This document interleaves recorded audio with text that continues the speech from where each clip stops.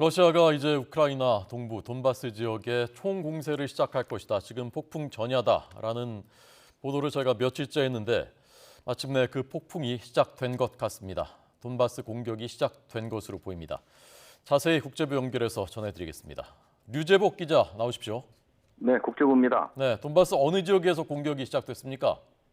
그 돈바스라고 하는 것이 이제 우크라이나의 오른쪽 동부 쪽을 얘기하는 건데, 이 돈바스 안에 있는 루한스크주라는 그 지역의 주지사가 글을 올렸습니다. 시간은 꽤 됐습니다. 루한스크주에 있는 크레미나시라는 곳에 러시아군이 진입을 했고 이미 아마 통제권을 확보한 것으로 보입니다. 그래서 이 크레미나시는 이미 러시아군의 수중에 들어간 것으로 보이고, 이 과정에서 그 한 2,400제곱미터 정도가 불길에 휩싸였다, 이렇게 주지사가 얘기를 하고 있고, 민간인 차량에도 총격을 해서 4명이 숨졌다, 이렇게 주장을 하고 있습니다. 그리고 같은 주에 있는 졸로테시, 그다음에 루비즈네시 같은 곳에서도 사망자나 부상자가 나오고 있다, 이렇게 얘기를 했고, 현재는 아마 돈바스 지역이 한 480km 되는 그 지역이 지금 전 지역에서 러시아군이 아마 그 진군을 하고 있는 것으로 이렇게 보입니다. 네.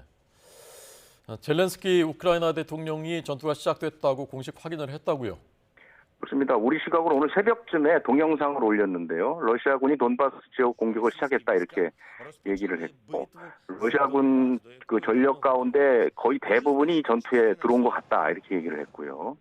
이게 이제 러시아가 우크라이나를 침공한 게 이제 지난 2월인데 1단계 작전을 끝내고 이제 돈바스 지역에 집중하겠다, 이렇게 얘기한 지 24일 정도가 된 것이고요. 젤렌스키 대통령은 러시아에 맞서 싸울 것이다, 포기하지 않겠다, 이렇게 얘기를 했습니다. 이 전투가 시작되면서 미국 대통령, 바이든 미국 대통령이 동맹국 협력국과 대책회의를 열기로 했습니다. 영상회담 형식이 될 것으로 보이는데 우크라이나의 지원을 계속하고 러시아의 책임을 물을 조치를 논의할 것으로 이렇게 예상됩니다. 네. 이 돈바스 지역 말씀하신 대로 우크라이나 동부 계속 우크라이나 침공 이후에 거론돼 왔었던 곳입니다. 이곳이 어떤 의미가 있는 곳이고 왜 노리는 것인지 이거 좀 다시 한번 설명해 주시죠. 그 돈바스 지역은 그 우크라이나의 동부 그리고 러시아 남동부가 이렇게 붙어 있는 곳인데, 이것이 단순히 지역적인 문제뿐만 아니라 역사적인 문제, 경제적인 문제, 문화적인 문제, 이런 것들을 다 이제 함유하고 있다고 하고요. 돈바스 전체 인구 가운데 러시아인이 30% 정도 차지하고 있고, 다른 지역과 달리, 그러니까 이제 서쪽은 대개 그 반러시아 쪽이 많고, 이 돈바스 지역은 친러시아 성향이 상당히 강하고, 그다음에 이제 우크라이나 산업 중심지이기도 합니다. 그러니까 상당히 역사적이나 경제적으로 중요한데, 이 지역이 지난 2014년에 그 러시아 크림반도 침공 이후에 러시아의 지원을 받는 이른바 친러 분리 독립 세력이 자칭 공화국이라는 걸 수립을 했습니다. 그래서 우크라이나로부터 독립하려는 움직임들을 보였고, 그로부터 지금 8년 가까이 계속해서 이제 크고 작은 교전이 있는 그런 곳이거든요. 그러니까 러시아가 이번에 우크라이나를 침공할 때도 이 돈바스 지역에 그 도네츠크 인민공화국, 그다음에 루한스크 인민공화국, 이게 다 친러 이제 그 세력들의 공화국인데, 이 공화국들의 독립을 자기네가 승리하고 러시아를 침공했다, 이런 정도로 이 돈바스가 갖고 있는 의미는 상당히 크다고 볼 수 있습니다. 네. 그래서 지금 양측이 다 이 지역으로 전력을 총집결시키고 있다면서요?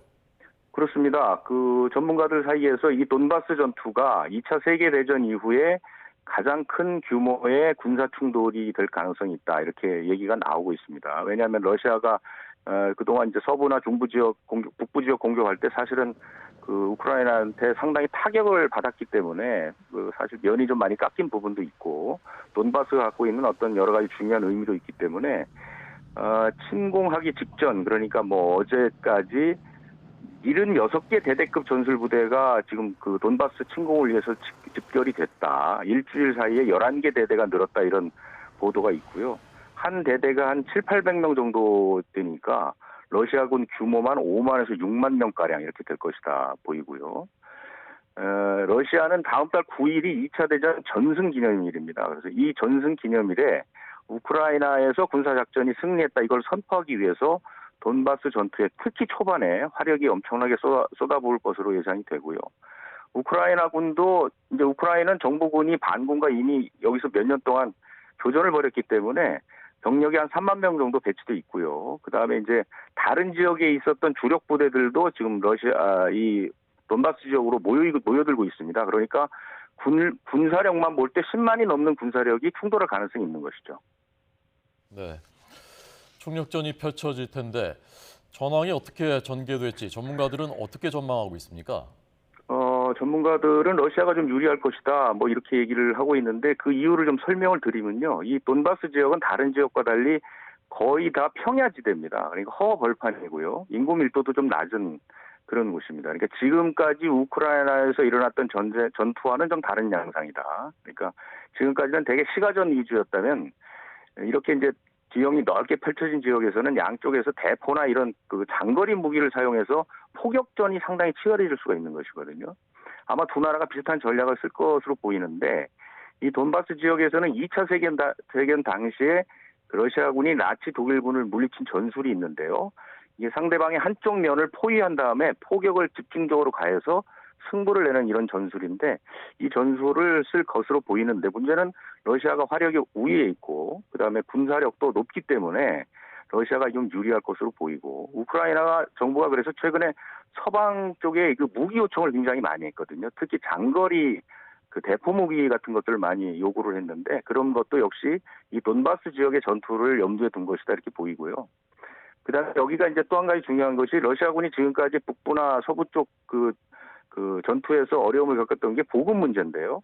이 돈바스 지역은 러시아하고 국경을 맞대고 있습니다. 그래서 보급 문제가 좀 유리할 가능성이 있습니다. 그래서 이 전쟁 자체는 돈바스 지역은 러시아에게 좀 유리한 것이 있다. 그런데 워낙 포격 위주의 전투가 벌어지게 되면 인명피해가 엄청나게 날 가능성이 있어서 이것을 걱정하는 목소리가 많습니다.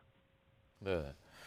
이게 전쟁이 하루하루 계속될 때마다 하루에도 수십 명, 수백 명씩 지금 무고한 인명이 목숨을 잃고 있는 상황 아니겠습니까? 전 세계가 또 영향을 직간접적으로 받고 있고요.